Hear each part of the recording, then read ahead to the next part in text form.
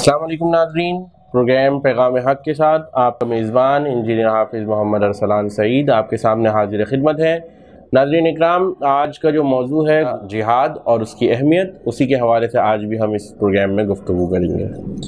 ناظرین اکرام، قرآن کریم میں جیسا کہ میں نے آپ لوگوں کے سامنے قرآن کریم کی آیات بیان فرمائی تھی کہ کم و بیش 97 ایسی آیات ہیں جس میں اللہ سبحانہ و تعالی نے جہاد کی فضیلت، جہاد کے احوال اور اہل جہاد کی نعمتوں کے بارے میں، ان کے لیے کیا کیا نعمتیں اللہ سبحانہ و تعالی نے بیان فرمائی ہیں اس کے اندر، تو وہ میں نے آپ کے سامنے بیان کری تھی۔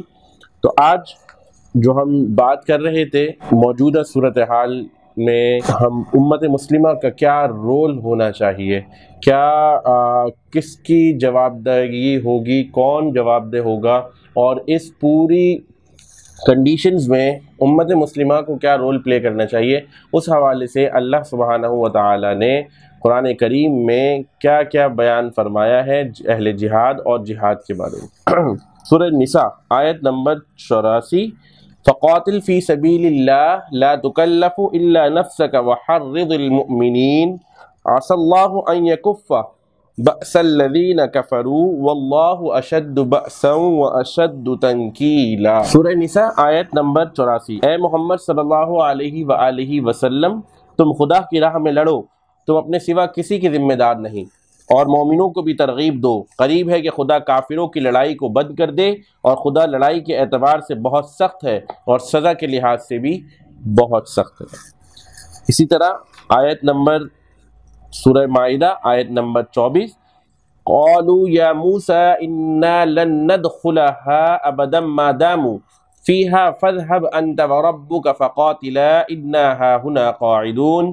وہ بولے کہ اے موسیٰ، جب تک وہ لوگ وہاں ہیں ہم کبھی وہاں نہیں جا سکتے، اگر لڑنا ہی ضرور ہے تو تم اور تمہارا خدا جاؤ اور لڑو، ہم یہیں بیٹھے رہیں گے۔ آیت نمبر 33 سورہ مائدہ، انما جزاء الذین یحاربون اللہ ورسولہ ویسعون فی الارض فسادا ان یقتلوا او یصلبوا او تقطع ایدیہم وارجلہم من خلاف او ینفوا من الارض ذالک لہم خزی فی الدنیا ولہم فی الآخرۃ عذاب عظیم۔ وہ کہ اللہ اور اس کے رسول سے لڑتے اور ملک میں فساد کرتے پھرتے ہیں، ان کا بدلہ یہی ہے کہ گن گن کر قتل کیے جائیں یا سولی دیے جائیں، یا ان کے ایک طرف کے ہاتھ اور دوسرے طرف کے پاؤں کاٹے جائیں یا زمین سے دور کر دیے جائیں۔ یہ دنیا میں ان کی رسوائی ہے اور آخرت میں بھی ان کے لیے بڑا عذاب۔ سورہ مائدہ آیت نمبر 54، یا ایہا الذین آمنوا من یرتد منکم عن دینہ فسوف یأتی اللہ بقوم یحبهم ویحبونہ اذلۃ علی المؤمنین اعزۃ علی الکافرین یجاہدون فی سبیل اللہ ولا یخافون لومۃ لائم ذلک فضل اللہ یؤتیہ من یشاء واللہ واسع علیم۔ اے ایمان والو، اگر کوئی تم سے اپنے دین سے پھر جائے گا تو خدا ایسے لوگ پیدا کر دے گا جن کو وہ دوست رکھے اور جسے وہ دوست رکھے، اور جو مومنوں کے حق میں نرمی کریں اور کافروں سے سختی سے پیش آئے، خدا کی راہ میں جہاد کریں اور کسی ملامت کرنے والی کی ملامت سے نہ ڈریں۔ یہ خدا کا فضل ہے، وہ جسے چاہتا ہے دیتا ہے، اور اللہ بڑی کشائش والا اور جاننے والا ہے۔ اسی طریقے سے سورہ مائدہ، یہ کیونکہ تسلسل میں آ رہی ہیں آیات، لیکن یہ پے در پہ نہیں ہے، یعنی کہ کنزیکٹیو نہیں ہے، بلکہ اسی صورت کے اندر مختلف آیات اللہ سبحانہ و تعالی نے بیان فرمائی۔ سورۃ المائدہ آیت نمبر 64، وقالت الیہود ید اللہ مغلولہ غلت ایدیہم ولعنوا بما قالوا بل یداہ مبسوطتان ينفق کیف یشاء وليزيدن كثيرا منهم ما انزل الیک من ربک طغیانا وکفرا والقینا بینہم العداوة والبغضاء الى یوم القیامہ کلما اوقدوا نارا للحرب اطفأها اللہ ویسعون فی الارض فسادا واللہ لا یحب المفسدین۔ اور یہودی بولے اللہ کا ہاتھ بندھا ہوا ہے اور ان کے ہاتھ باندھے جائیں، اور اس پر ان کہنے سے لعنت ہے، بلکہ اس کے ہاتھ کشادہ ہیں، عطا فرماتا ہے جیسے چاہے۔ اور اے محبوب صلی اللہ علیہ وسلم، یہ جو تمہاری طرف تمہارے رب کے پاس سے اترا، اس سے ان میں بہتوں کو شرارت اور کفر میں ترقی ہوگی، اور ان میں ہم نے قیامت تک آپس میں دشمنی اور بیر ڈال دیا۔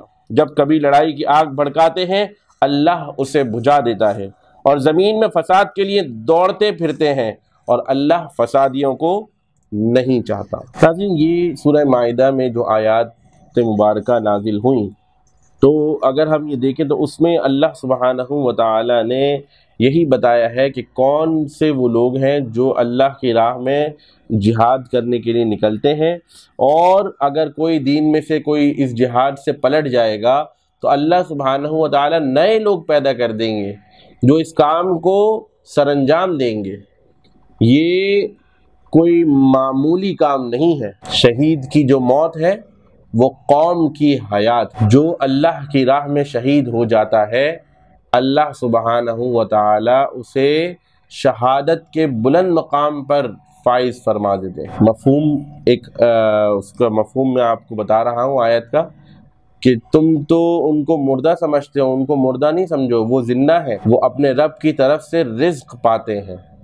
یہ اللہ سبحانہ و تعالی فرماتے ہیں جو لوگ شہید ہو جائیں انہیں مردہ مت کہو، وہ زندہ ہیں، تمہیں نہیں خبر کہ وہ رزق ان تک ان کا رزق پہنچتا ہے۔ اور ہم تو صرف اعمال جو ہے وہی سدھارنے میں لگے ہیں، بلکہ وہ بھی ہم پورے نہیں کر پاتے۔ جہاد اسلام کا بنیادی رکن ہے، کلمہ طیبہ، نماز، روزہ، زکوٰۃ، حج، اس کے بعد جہاد بھی ہے۔ ہم یہ 5 ارکان ہی مکمل نہیں کر پاتے۔ ہم کلمہ طیبہ کے اوپر ہی بات کرتے کرتے آگے نماز تک پہنچتے ہیں، اس کے بعد خاموش ہو جاتے ہیں۔ جہاد بالنفس، جہاد بالمال، جہاد بالسیف، جہاد باللسان، سب سے بڑا جو جہاد ہے وہ جہاد بالنفس ہے۔ کیا ہم اپنے نفس کے ساتھ جہاد کرتے ہیں؟ ہمارا نفس یہ چاہتا ہے کہ ہم کسی کا مال ہڑپ لیں، ہم فوراً ہڑپ جاتے ہیں۔ کسی کا مال ہڑپنا ہو، کسی کو دکھ دینا ہو، کسی کو تکلیف دینی ہو، سب سے بڑا جہاد تو یہ ہے کہ ہم اس معاملے کو، یعنی کہ جو ہمارا نفس چاہ رہا ہے اس سے جہاد کریں، اور اللہ کے بتائے ہوئے اصولوں کے مطابق جس بات سے اللہ نے منع کیا ہے وہ کام نہ کریں، بلکہ وہ کام کریں جو اللہ سبحانہ و تعالی نے اپنے حبیب صلی اللہ علیہ وسلم کو سکھائے، اور ابھی صلی اللہ علیہ وسلم کی سنت کے مطابق ہم اپنی زندگی کو بسر کریں۔ یہ ہے جہاد بالنفس۔ جہاد باللسان کیا ہے؟ کہ آپ کی زبان لوگوں کے خلاف نہ چلے، آپ کی زبان سے لوگوں کو تکلیف نہ پہنچے، کسی مسلمان آپ کی زبان سے پریشان نہ ہو۔ آج ہم کسی کے لیے بھی کوئی بھی بات بلا کسی جھجک کہہ دیتے ہیں۔ کسی پر بہتان لگانا تو کوئی معمولی نوعیت کی باتیں ہو جاتی ہیں کہ بھئی فلاں شخص تو فلاں یہ کرتا رہا، ہاں فلاں تو یہ کر رہا ہے۔ غیبت وہ تو گناہوں میں ہی ایسا لگتا ہے کہ شمار نہیں ہوتی ہمارے یہاں۔ غیبت تو مشغلہ بنتا جا رہا ہے، جب تک غیبت نہ کریں تو سکون کہاں سے آئے؟ یہ ہے جہاد باللسان۔ روکیں، جد و جہد کریں، اپنی زبان کو لگام دیں، کوشش کریں کہ یہ زبان کسی غلط، کسی کی برائی کے لیے استعمال نہ ہو، یہ زبان کسی کی خلاف بری کاموں کے لیے استعمال نہ ہو، کسی مسلمان کی دل آزاری نہ ہو، کسی بہن کی، کسی بھائی کی دل آزاری نہ ہو اس زبان سے، کسی کو تکلیف نہ پہنچے آپ کی اس زبان سے، آپ کی اس رویوں سے۔ سورۃ التوبہ آیت نمبر 36 اللہ سبحانہ و تعالی فرماتے ہیں، یا ایھا الذین آمنوا ما لکم اذا قیل لکم انفروا فی سبیل اللہ اثاقلتم الی الارض ارضیتم بالحیاۃ الدنیا فما متاع الحیاۃ الدنیا فی الآخرۃ الا قلیل۔ اے ایمان والو، تمہیں کیا ہوا جب تم سے کہا جائے گا کہ خدا کی راہ میں کوچ کرو تو بوجھ کے مارے زمین پر بیٹھ جاتے ہو؟ کیا تم نے دنیا کی زندگی آخرت کے بدلے پسند کر لی ہے؟ اور جیتی دنیا اسباب آخرت کے سامنے نہیں مگر تھوڑا۔ الا تنفروا يعذبكم عذابا الیما ويستبدل قوما غیرکم ولا تضروه شیئا واللہ علی کل شیء قدیر۔ سورہ توبہ آیت نمبر 39۔ اور اگر تم نہ نکلو گے تو خدا تم کو بڑی تکلیف کا عذاب دے گا اور تمہاری جگہ اور لوگ پیدا کر دے گا جو خدا کے پورے پورے فرمانبردار ہوں گے اور تم اس کو کچھ نقصان نہ پہنچا سکو گے، اور خدا ہر چیز پر قدرت رکھتا ہے۔ انفروا خفافا وثقالا وجاہدوا باموالکم وانفسکم فی سبیل اللہ ذالکم خیر لکم ان کنتم تعلمون۔ تم سروکار ہو یا گراں بار، یعنی مال و اسباب تھوڑا رکھتے ہو یا بہت، گھروں سے نکل آؤ اور خدا کے راستے میں مال اور جان سے لڑو، یہی تمہارے حق میں اچھا ہے، بشرطی کہ سمجھ جاؤ۔ لا یستأذنک الذین یؤمنون باللہ والیوم الآخر ان یجاہدوا باموالہم وانفسہم واللہ علیم بالمتقین۔ سورۃ التوبہ آیت نمبر 44۔ یہ وہ آیتیں ہیں سورہ توبہ 38 سے لے کر کے سورہ توبہ آیت نمبر 36 سے لے کر کے آیت نمبر 44 تک میں نے آپ کے سامنے یہ رکھی، اور یہ ترتیب وائز اللہ سبحانہ وتعالیٰ اللہ مخاطب ہے ایمان والوں سے، اور وہ جو اللہ اور قیامت پر ایمان رکھتے ہیں تم سے چھٹی نہ مانگیں گے اس سے کہ اپنے مال اور جان سے جہاد کریں، اور اللہ خوب جانتا ہے پرہیزگاروں کو۔ سورہ توبہ آیت نمبر 88، 89 اور 93، یہ وہ آیات ہیں جس میں اللہ سبحانہ وتعالیٰ نے اہل جہاد کے لیے، جہاد کرنے والوں کے لیے، اور وہ لوگ جو جہاد میں شہید ہو گئے ان کے لیے کیا کیا انعامات اللہ سبحانہ وتعالیٰ نے رکھے ہیں، میں آپ کے سامنے یہ بیان کرتا ہوں۔ سورہ توبہ آیت نمبر 88، لیکن الرسول والذین آمنوا معه جاہدوا باموالہم وانفسہم واولئک لهم الخیرات واولئک هم المفلحون۔ لیکن رسول اور جو ان کے ساتھ ایمان لائے انہوں نے اپنے مالوں جانوں سے جہاد کیا، اور انہی کے لیے بھلائیاں ہیں اور یہی مراد کو پہنچے۔ اعد اللہ لهم جنات تجری من تحتها الانہار خالدین فیہا ذالک الفوز العظیم، اور اللہ نے ان کے لیے تیار کر رکھی ہیں بہشتیں جن کے نیچے نہریں رواں، ہمیشہ انہی میں رہیں گے، یہی بڑی مراد ملنی ہے۔ یہاں مراد جو اوپر بات ہوئی تھی وَأُولَٰئِكَ لَهُمُ الْمُفْلِحُونَ وَأُولَٰئِكَ لَهُمُ الْخَيْرَاتُ وَأُولَٰئِكَ هُمُ الْمُفْلِحُونَ، تو ان کے لیے بھلائیاں ہیں اور یہی مراد کو پہنچے۔ تو وہ مراد کیا ہے کہ یہی مراد ملنی ہے کہ ان کے لیے جنتیں، بہشتیں تیار کر رکھی ہیں جہاں نیچے نہریں بہ رہی ہوں گی۔ ان اللہ اشتری من المؤمنین انفسهم واموالهم بان لهم الجنہ یقاتلون فی سبیل اللہ فیقتلون ویقتلون وعدا علیہ حقا فی التوراۃ والانجیل والقرآن ومن اوفى بعہدہ من اللہ فاستبشروا ببیعکم الذی بایعتم بہ وذلک هو الفوز العظیم۔ سورہ توبہ آیت نمبر 111۔ خدا نے مومنوں سے ان کی جانیں اور ان کے مال خرید لیے ہیں اور اس کے عوض ان کے لیے بہشت تیار کی ہے۔ یہ وہ لوگ خدا کی راہ میں لڑتے ہیں تو مارتے بھی ہیں اور مارے بھی جاتے ہیں۔ یہ تورات اور انجیل اور قرآن میں سچا وعدہ ہے جس کا پورا کرنا اسے ضرور ہے، اور خدا سے زیادہ وعدہ پورا کرنے والا کون ہے؟ تو جو سودا تم نے اس سے کیا ہے اس سے خوش رہو، اور یہی بڑی کامیابی ہے۔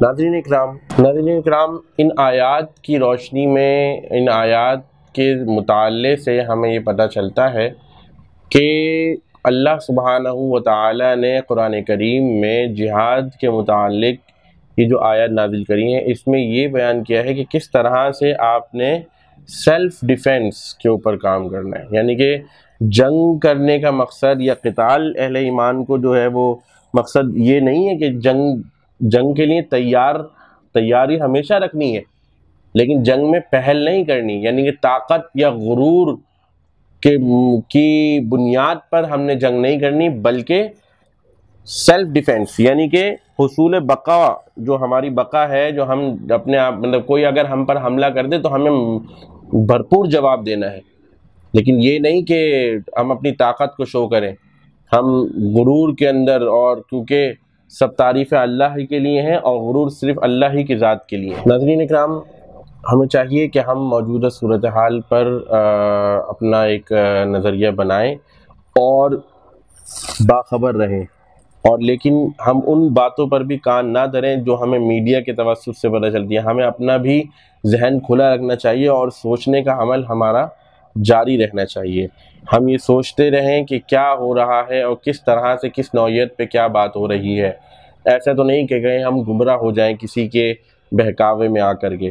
تو ہمیں اللہ سبحانہ و تعالیٰ سے مدد طلب کرنی ہے، اور اپنے مسلمان جو لوگ بھی فلسطین میں، کشمیر میں، جہاں بھی مسلمان جو ہے وہ اپنے حق کے لیے، حق خود ارادیت کے لیے، اپنے حقوق کے لیے جنگ لڑ رہے ہیں، اپنے حقوق کے لیے، اپنے دفاع کے لیے لڑ رہے ہیں، اللہ سبحانہ و تعالی سے دعا ہے کہ اللہ سبحانہ و تعالیٰ انہیں جو ہے وہ فتح نصیب کرے، اور ہمیں بھی چاہیے کہ ہم بھی ان کی جس طرح سے چاہیں، ہم جس طرح سے ہو سکتی ہے کہ ہم ان کی مدد کر سکیں، ان کے لیے آواز بلند کر سکیں۔ کیونکہ سب سے کم درجہ جو نیکی کا وہ یہ ہے کہ کسی بات کو جو ہے وہ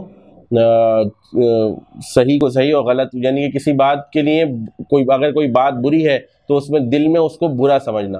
تو انشاءاللہ تعالی اگلے پروگرام میں ایک نئے موضوع کے ساتھ حاضر ہوں گے۔ اپنے میزبان انجینئر حافظ محمد ارسلان سعید کو اجازت دیجیے۔ پروگرام کرتے وقت اگر مجھ سے کوئی غلطی یا سہو ہو گئی ہو تو میں اپنے رب کے حضور معافی کا طلبگار ہوں۔